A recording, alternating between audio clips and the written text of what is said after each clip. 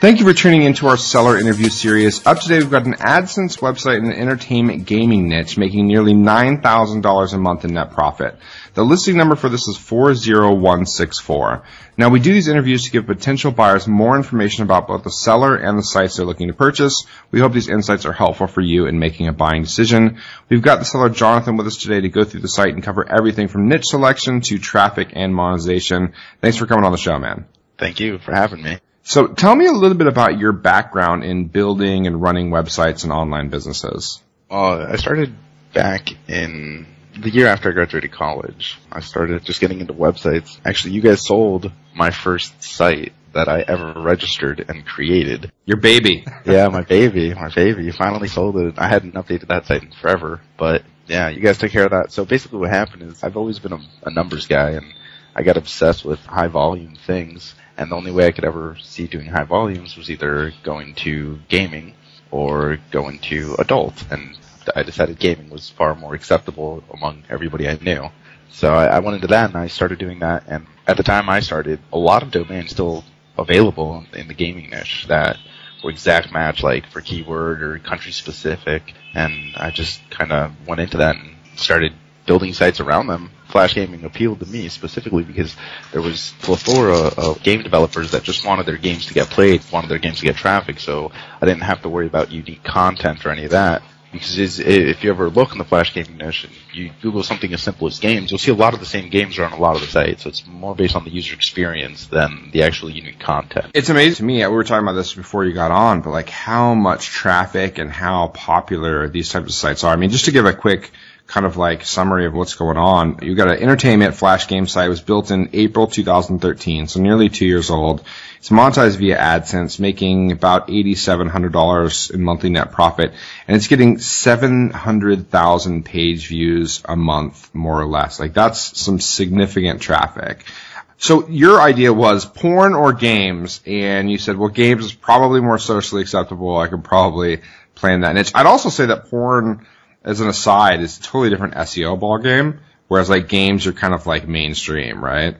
Yeah, I mean, it's kind of funny actually. Porno.com just sold for $8.8 million, and during the height of my gaming before I moved into something else, I was actually talking with Rick in terms of trying to lease or buy that domain from him, just work out like a lease to buy, because I was still very tempted by that. I mean, the numbers are baffling as to how many people search for that. So yeah, gaming is like 10% the size. You almost went to the dark side. All right, let's talk about this site in particular. Now, you're making money via AdSense, and it's been relatively steady. How exactly? So, are the ads intrusive in terms of popping over the games? How does that work? Okay, so there was a decent amount of split testing done back in the day in terms of I was all about user experience. So the time on site for me was very important and the bounce rate was very important. So if you actually notice on the site, there is no ads on the home page. So the first thing the user sees is just games. It's what they came to see. And then once they load up the game, it's like you doing a Google search result. You have a decent amount of ads, but you still get the content. So there's a preloader that they can skip after 5 seconds if they're not interested in that ad, and then there's just 2 banners on the side of each game, and then there's space in between where lets the user know what keys are required to play the game. And what gets most of the earnings? Is it the preloader or is it the banners on the sides? It's the banners on the side and the banner below the fold. So those generate, I'd say, about 60 to 70%, and then the preloader is only 30%. That's surprising to me, actually. Yeah, that's interesting. Why particularly did you choose Flash games over any other types of games? I mean, just the ease of like putting them up, like you didn't have to develop the game yourself? Yeah, that was completely the reason. There were so many available games everywhere that it was not necessary to take time to just create them. The best way I can describe it is just having a pot there. It's like oil, right? If there's so much oil in the ground, all you have to do is pump it out and then just monetize it. Gotcha. Well, let's talk a little bit about why you're selling this site, your reason for sale. Now, you mentioned in the listing that you're going to be taking the earnings from this and putting it into your physical product business. What's up with that? Well, be putting it into an app, and then I have other ideas, but basically I have this app called In5 that I'm working on. We own the domain. It's basically an events location app in terms of what's around you within 5 minutes walking, biking distance. It's more exciting to me than this after this many years. You've had the site for a couple of years. You haven't worked on it much though recently, right? Like up until, I think you put like 1 game on the last year. So right before you were looking to sell it, I think you went back to it and messed with it a bit, right? Yeah, I mean, I uploaded a Flappy Bird when that became huge. That was the only thing I've done, and before that I hadn't updated the site since pretty much it was peaking. I stopped then. I had no desire. So you're taking the cash from the sale, you're putting it into the app, you're looking at the physical product space, you're not going to be in this niche. So you're not going to take this money and rebuild another site that's now competing with the new buyer, right?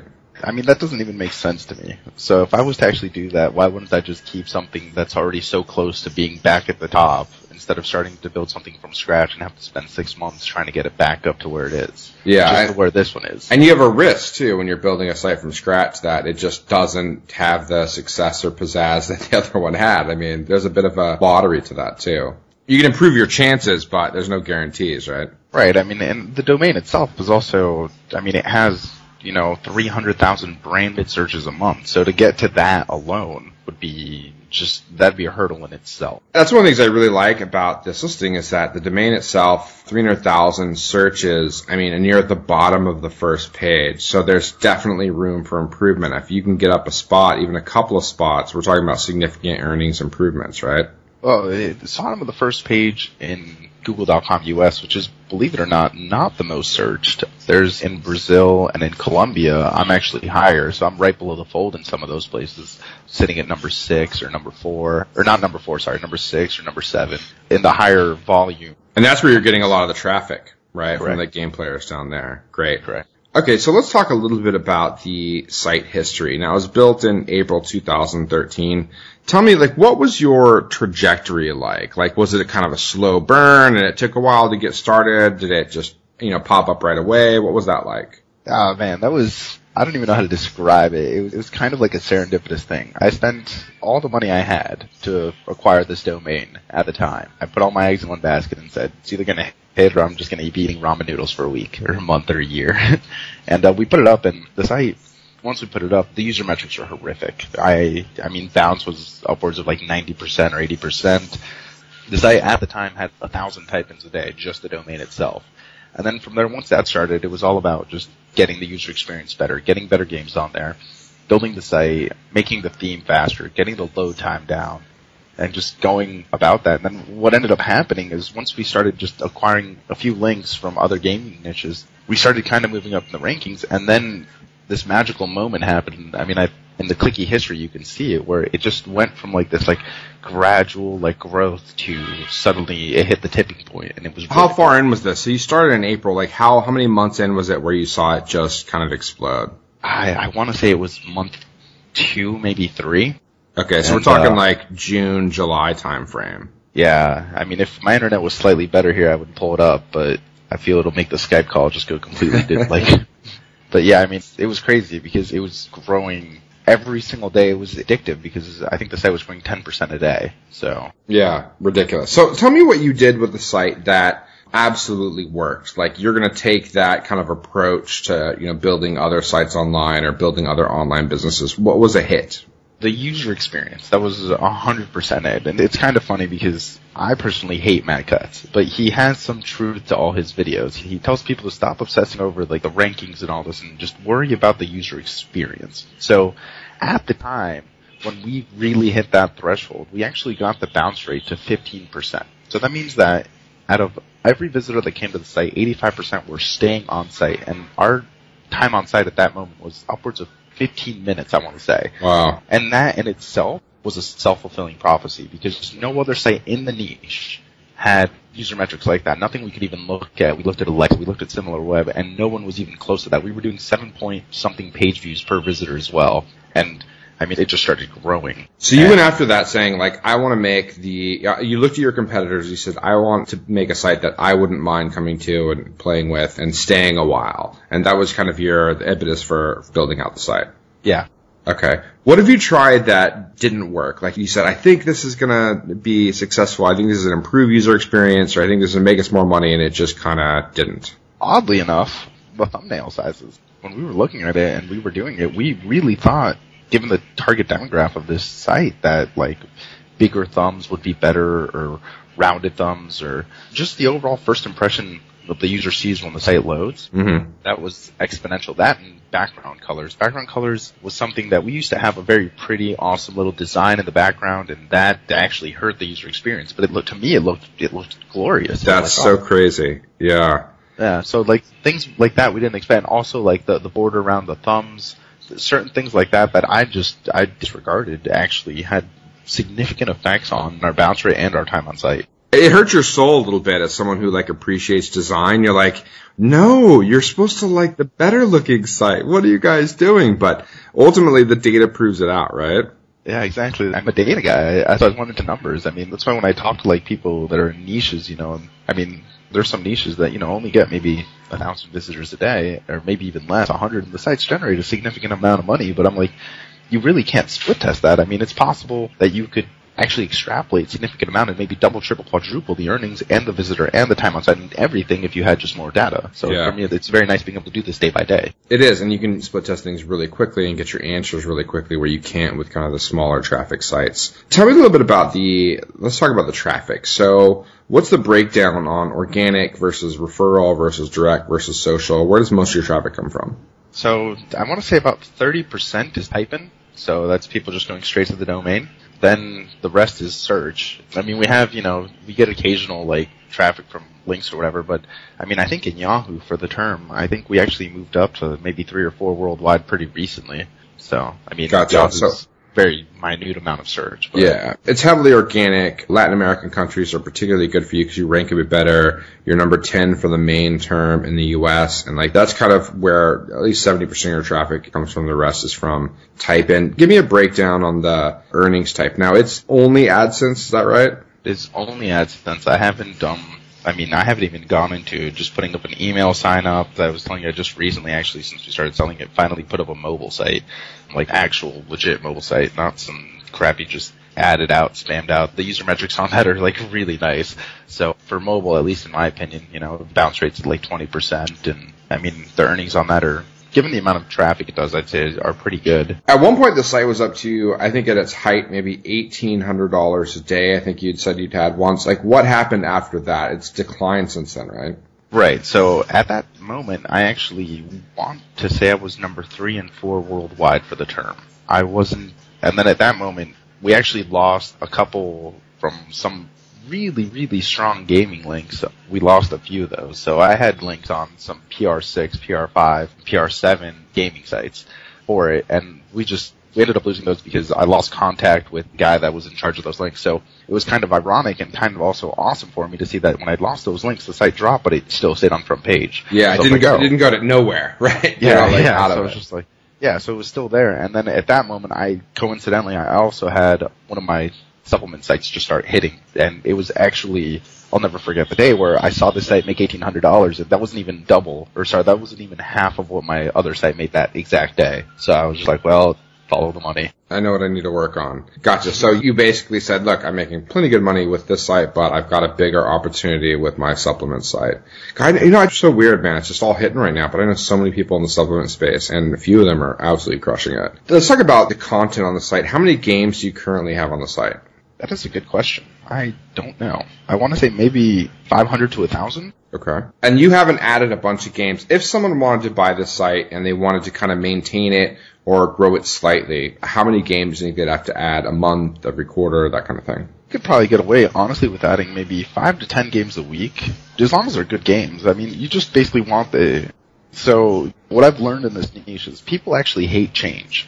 Is like, I mean, minus the split testing, and that's because you're getting the whole new user experience, but people in general hate change. Like, I can't tell you the number of times I would see kids come over or just watch them play, and the next day they'd come over and they'd try to find the game that they played the day before. Yeah, they'd want a new game, but they'd try to find the game they played the day before because they enjoyed it. And a good example of this is like, I play FIFA and I play Madden NFL. I don't go looking for new games. Once I find a game I like, I play it and I keep playing. So finding the hits, finding the games that kids like and appreciate and are having fun playing. Yep. So Jonathan, if, someone's going to buy the site and they want to grow the site out slowly, right? They don't want to be very risky in terms of like putting the site at risk with whatever. They just want slow and steady growth. What path would you suggest they take to do that? There's 3 possible routes you could go, and I would be more than willing to help any buyer out on this. The first one is growing brand awareness. Now, you can do what are called media buys, where you're buying traffic in the niche. So you'll buy traffic that'll be at like a 15 to 20% bounce, for example, and it'll have good time on site and user metrics. And that's just getting new visitors to the site to try to increase the number of branded searches you have for the domain. That's number one, and you can actually buy those, and you can get it to where your loss is minimal and or it's actually profitable. Say you buy 10,000, 20,000, 30,000, up to 100,000 depending on the budget of visitors.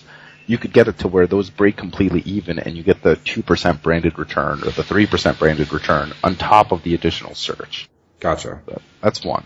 Number two would be just optimizing the site, putting category headers, putting a search, putting in a couple new games. I mean, these are the things that there's plugins that already exist for WordPress, so it's not even things, I just never put them on there. That would be number two, just trying to get the page views up or the time on site.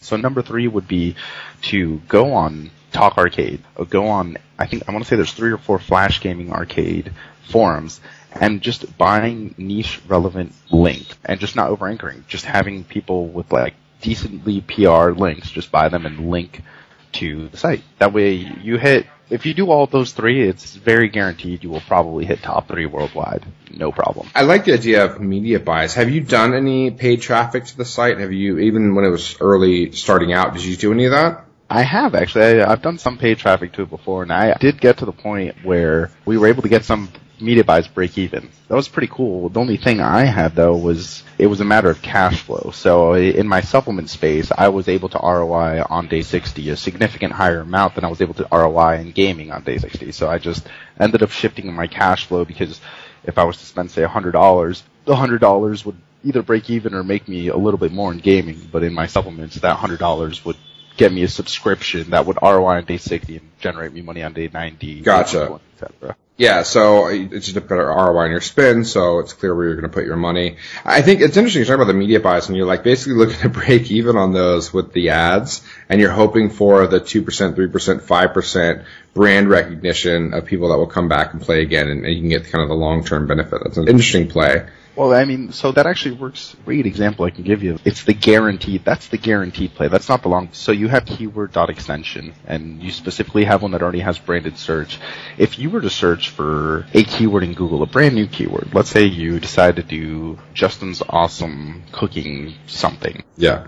Whatever. And that domain has no links, but if you get enough people searching for that specific domain, it'll rank for that exact keyword because that is your brand. So since you already have an exact match for the keyword, if you're able to get a great example is that games.com, which is actually a really bad site, still rank top 10 for games. And then if you go into the other languages, you have like Jukes in Brazil, in France, you have Jogos in Brazil, and all those rank top 3, top 4, because if you look at the amount of search they actually have 10% of the branded search. So Google has to just assume that a user in general looking for that keyword is looking for your site. It's interesting you're talking about this because, we're most familiar, I think, with the kind of the longer tail phrases, the really niche stuff, and, we're talking, in your case, high traffic, high volume, very popular keywords, and you talking about user experience and stuff like that, you don't have to worry about that with like the 3-word or 4-word domains. That's not even an issue.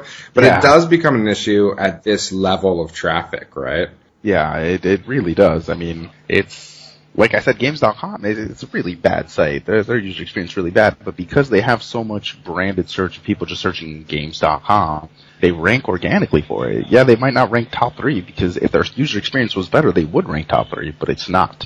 Their bounce rate is upwards of 50. So, Jonathan, if someone wanted to step into this, they wanted to buy this, and they wanted to be much more aggressive, right? They want to 2x, 3x, 5x this in the next 2 to 3 years. What steps do you think they could take to really expand this out? Okay, so, my business plan for it would be, depending on, obviously if someone's buying the site, they have some extra cash. So what I would do is I would take what the site earns a day, and I would put that back into, probably to start out, I'd probably put it into media buys. So you can get those campaigns tweaked. So you can see what countries are generating you break-even media buys. Once you have those, because once you run a media buy, you're still going to generate money. It's not like a total loss. It's not like you're spending, say, $100 and then the site just does nothing. You're like, oh, here's $100 and it disappears. No, like that still generates you money every day. So I spend $1,000 or whatever, and I'm getting maybe $800 back on another. I'm getting $1,100 on another. That kind of thing. Exactly. So I would do that to get those campaigns tweaked. That would, start generating more traffic to the site and would overall increase your overall search. Number 2, I would put some time, like I said, into just doing tweak to the site to increase page views and increase time on site. And that's adding new games and just adding additional things like user login, search, categories, which, I may add if the site doesn't sell, just because in the end, it just generates more money. And then the last thing I would do is I would actually start seriously looking at potentially buying some white labeled HTML5 and or mobile app games. I mean, you can just spend a couple $100, buy them, and then they generate you money for once someone downloads it, because you have a significant amount of mobile traffic, and once you're doing the buys, you will be able to get more. So you'll not only build your brand, but you'll also have the user have the app on their phone, so it'll just generate an evergreen amount of money for years to come. Couple of questions. Number one, where can I go? Who would you recommend if I want to do these media buys? Who would I go talk to? What sites do this? Right now, there's enough traffic in Google, right? So Google's display network and specifically Google's search network, because you have the exact match for this term, and I mean, this term is upwards of 100 million searches globally a month. It's going to be cheaper for you than someone that doesn't come close to representing or matching the term. It's going to be cheaper than it would be for them, probably. Correct. I mean, you're just because in general, exact match domains get significantly higher click-through rate on Google AdWords. I mean, significantly. We're talking as high as 20% of people who view the domain will click it. Yeah. As opposed to, I don't know what standard AdWords buys are, but I mean, I've done them in other niches and with a non-relevant domain, and I've peaked at 5%. Let me ask you, where could I go to buy these? You mentioned going off and buying some mobile games and kind of adding that to the brand. Where could I go do that? Where do people sell those types of games? I'm putting you on the spot here. I'm actually curious. That's what I'm asking. Yeah, no, that's fine. So there's actually sites that do it. So marketjs.com. They actually, right now, the mobile site, the feed I'm pulling the games on, they purchase all their games on marketjs.com. And then they have a mid-roll, they have a pre-roll, they have a post-roll, so every time you get a new level, you get an ad, etc. But those are HTML5 games. Then on Chupa Mobile, you can actually buy apps. You can buy app games for iOS, CHUPA mobile.com. You can buy mobile app games there, and they even offer the white label where they'll put up your logo, they'll do everything. Nice. Okay. Yeah. So I like what you're saying in terms of the opportunities. One of the concerns I'd have if I was a buyer listening to this, look, I don't know how to develop these Flash games. I can't be building, 5 to 10 Flash games a month and adding them to the site. But that's not the process, right? These are open source games, right? Yeah, I mean, there's a significant amount. So if you go to spillgames.com, they have a feed there where you can just pull games where it's here's our download all the games you want. And I mean, there's multiple sites like this. So there's Spill Games, there's 4v4's network, and I could give a list to whoever's interested. There's GamePixie.com, which is right now who I'm pulling the mobile API for all their mobile games. There's a significant amount. There's also Clay.io. So if I'm a buyer and I'm looking to buy this site, is it going to come with a process for exactly how to source these games, how to put the games on the site? You'd mentioned that this is something that possibly a VA could do. Am I going to get the process from you as the buyer so I can then hand that off to my VA or my team? Yeah, I mean, when we uploaded all the games originally, we had hired someone. We'd hired a VA to actually download the games, sort through the games, only download 4 and 5-star games, and then upload those games to our site, because you could just do it via the WordPress admin panel. Gotcha. Okay, so that's pretty straightforward. That is something, so you don't have to be a game developer to buy the site, which is what I would be concerned with as a buyer. Yeah. No, for sure, no, definitely not. What do you think are the risks that are associated with the site? What do you see as the biggest risk for a potential buyer? I mean, it's fortunate and unfortunate to say, but it's Google, right? Because it's a double-edged sword. I mean, the site really hasn't moved in rankings. It's been front page since it peaked at number 3. It's still been front page globally, worldwide. I have ranking history to show you that the site, regardless of whatever Google, I don't even know when Google updates anymore. I have no idea. But there's always a slight chance that something might happen and Google might just wipe it out. For me, that's always the biggest risk. I mean, even though it's still, I feel it would have happened by now if anything was to happen, and I feel the way I averted that is because I've been able to build such a brand search for the term. I just know that when I was a kid, I used to Google games, and Addicting Games, Miniclip, Games.com were always top 10, and they have not moved for years. Yeah. So they're still there, and sorry, I didn't mean to say site, but my site is still there for the term as well since I launched. So yeah, I think what's interesting too is that, it could go either way, right? If you go up a couple of spots, I mean, the revenue and the traffic could significantly increase. You go down a couple of spots and go to the second page or something, and it could get significantly worse. I mean, you'd be at the top of the second page, but even that's worse than the bottom of the first. So I think there's opportunity in terms of search to go, up or down, which, is always at risk. And you got about 70% of your traffic right now coming via search. Tell me a little bit about the legal issue without giving the site away exactly, but like what was the problem with the legal issue you had? Yeah, I'd say we brought this upon ourselves. Once the site was starting to do pretty well, we saw that the term was not actually trademarked. So we decided to apply for the trademark. Yeah, I guess the .com, he was a little distraught by this. So he threatened to sue us and said he would fight it, all this stuff. So we said, okay, fine, withdraw. So we withdrew the application, and from there, he applied for the trademark. Now, once he applied for the trademark, mind you, our business had been established already for well into like a year plus, and we'd already, like I said, generated enough branded search to where we could put up a feasible argument, and on top of that, there was already hundreds, if not thousands, of sites with this specific term in their domain. So the odds of him having any standing, especially given how trademark law works, it's anything that is produced after the trademark is handed. So there's nothing he could really do to take it away from us, considering the site has been established and running using this term way before he ever applied for the trademark. Yeah. But then we tried to cover ourselves by applying to .Latin American domain. We applied for the trademark in Mexico, and we were approved. You're defended, I don't know the word, you're protected. Thank you. You're protected since date of application, not like the U.S. where you're protected since date of given.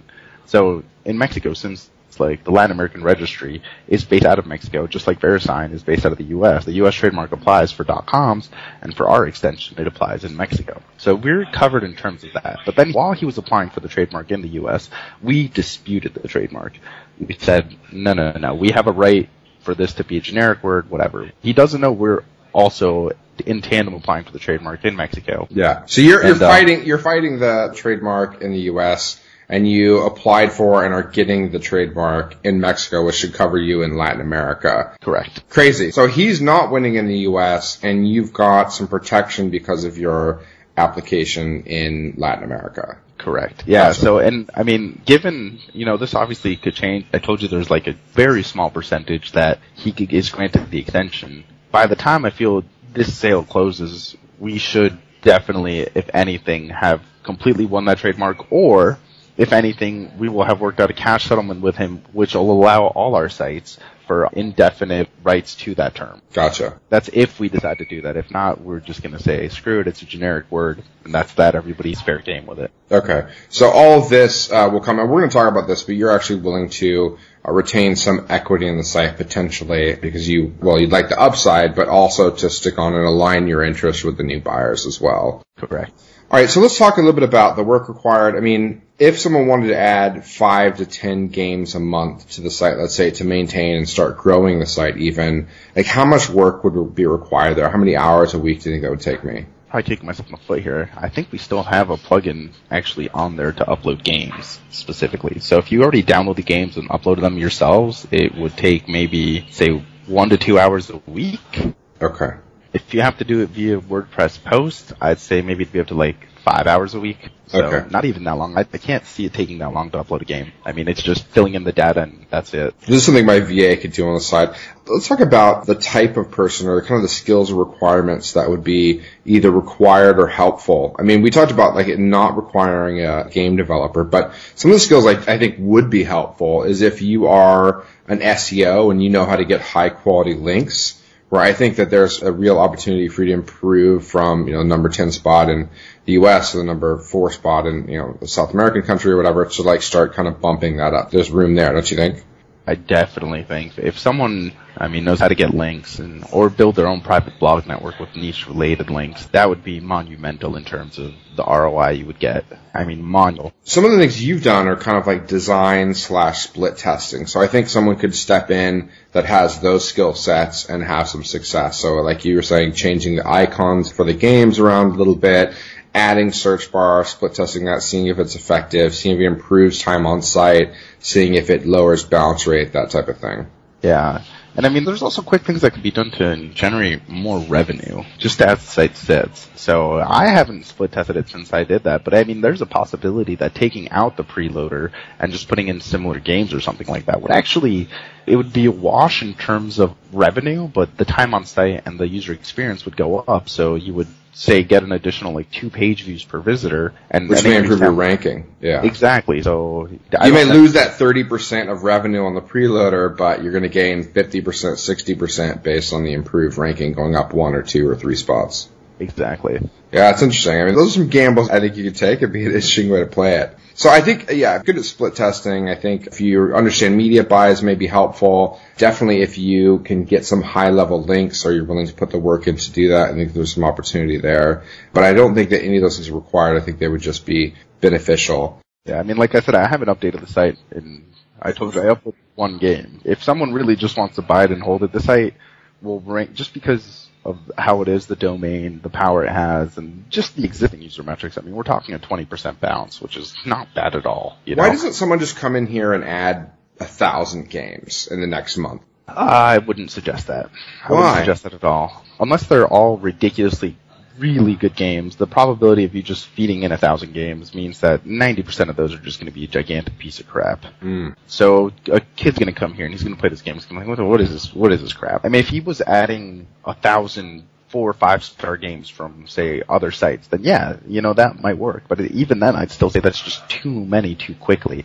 Because you want to give the users a week at a time to see if they enjoy the game. You know, the first time you play a game, you might be like, I'll come back and play it later. And then, yeah, you start getting it, and then you remember, hey, I played this game here at the site. So if I added 10 games a month, and I see which ones are hits, which ones people are playing, dump the rest. It might be an iterative process like that, where these 2 games are the winners, these 8 are the losers, I'm dumping them, I'm adding 10 more the next week. Right. So, I mean, you could do that. You could do 10, 20. I mean, the site allows for a lot of games in, like, the top row, per se. So you could maybe even just do a brand new game section, which, like, new games, and then just have that. So, yeah. Low. I like that. That's interesting. Yeah, so, I mean, you could definitely do that, and that would definitely help.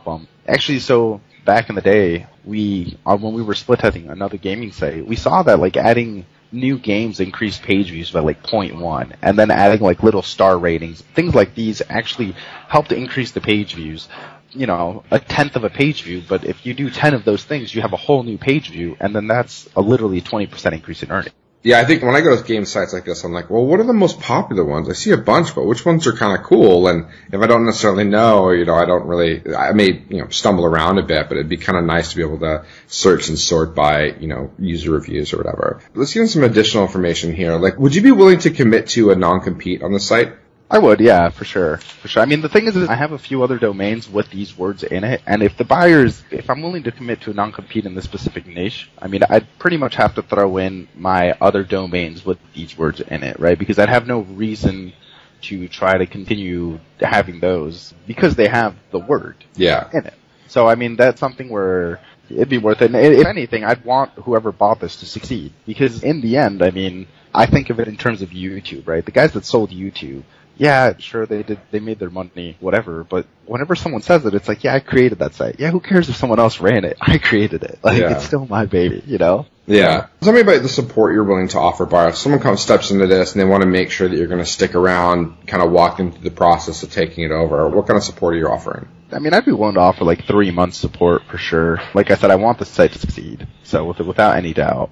3 months, you know, they'd have me on Skype. I'd prefer necessarily not to be on phone calls since I'm on Skype all the time. Yeah. But I'm, you know, tend to travel a decent amount, so I just hate phone calls. But I mean, whatever they need, I'd be willing to offer, you know, a reasonable amount of hours a month. And then you've worked with me before, Justin, and you saw the migration process. I definitely made sure that went through as best as I possibly could. Yeah, not your first rodeo here. Let's talk a little bit about your openness to like a split or an earn out. So let's say someone came along and they said, look, I'm willing to do 70% up front. I'm willing to do 30%, you know, after 60 days, make sure I get trained and make sure everything transfers over correctly. I want to do 60% up front. I want to do, you know, 40% over the next 4 months or 6 months based on, you know, certain metrics or goals. Is that something you're open to? Yeah, I definitely would. I mean, if an offer proposes itself, I will definitely take it into consideration. It's not ideal. Like, I'd rather have all the money up front. That's the better offer, but yeah, you're open. But like I said, I'm also open to the possibility if someone says, hey, you know what, I feel your knowledge in this niche or your knowledge in this, especially if I have to end up signing a non-compete, I mean, you're locking me out of something that I've spent years in, right? Yeah. So I know so much about this niche and so much about how to make this grow that to me, if someone offers like that, I'd be like, well, you know what? How about we do this and potentially I still maintain a stake that way. That's an interesting way for someone to make a lower offer, right? So you get to retain, let's say 10, 20, 30% equity or something like that, whatever you work out with a potential buyer. But then you can also bake into the agreement that you have to do, once a month strategy call and a once a week kind of email or response to email or something like that. You know what I mean? Like you're still kind of a strategic advisor on the site moving forward. I think that's, for this one in particular, I think it'd be kind of interesting. Yeah, I mean, if something like that was to occur, I would be definitely more open to X percentage up front and X percentage later. It's like, okay, I'm going to just basically give it up, just take a chunk now, and it's like, okay. It's like, well, So, yeah. I mean, yeah, but I'm done. I'm out. Yeah. Yeah. I think, there's also upside. Well, I mean, you have a stake in the site doing well because you still have some equity in the site, clearly. But there's also the thing where, you have some upside if they absolutely crush it. I've talked to sellers that, sold the site and then within a year, like the site doubled or even tripled and they're like, not exactly kicking themselves when they wanted the money, they wanted to sell it, but like, damn, maybe I should have held it a little longer, Yeah, and I mean, like I said, that comes down to my entire knowledge of this industry.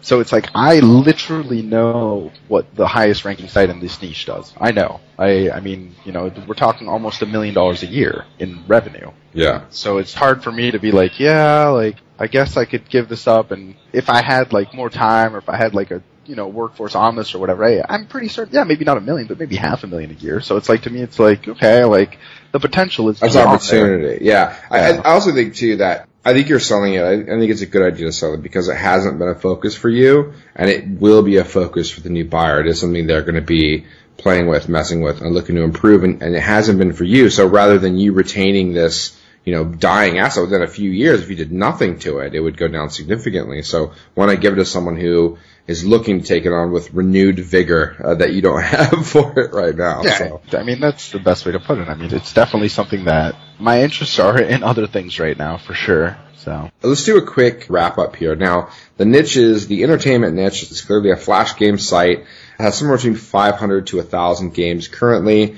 was built in April 2013, monetized via AdSense. We've got it making $8,775.45 a month in net profit. Obviously, that changes, goes up or goes down. That's adjusts, clearly. Yeah. It was less in January, and it looks like it's on track to do more February. So, it's like that. So it's around 700,000 page views per month, about 2/3 of which, maybe a little bit more, is organic. Yep. Like I said, there's no ads on the homepage. And also a very interesting thing to think about this in terms of AdSense. AdSense, you're at a volume of visitors that AdSense takes 35 to 40% of whatever you earn. So a really quick way to double the earnings would be to just put your own ad network on there and try it with your affiliate offers or pretty much just direct advertising to other people. So you cut out AdSense, and there with existing stuff, you're already generating more revenue. Yeah. Gotcha, man. So give me, Jonathan, your, let's say, 30-second best pitch on why someone should buy this site in particular. You're talking moving up a couple spots in Google, and the site could potentially generate anywhere between $30,000 to $60,000 a month. I mean, not even exaggerating, in what could be upwards of 3 spots for the term. So yeah, basically, if you can improve a couple of spots for this crazy search term that's been doing extremely well, you could significantly improve the earnings. So that's the upside. That's something a buyer may look at doing with this purchase. Jonathan, thank you so much, man, for being on the show. I really appreciate your coming on and kind of sharing your experiences. I'm sure the buyers will appreciate it. If they're listening to this and it's on the listing, obviously they can go and pay the deposit and get more information about the site. If you're on YouTube, there will be a link below that you can click to check out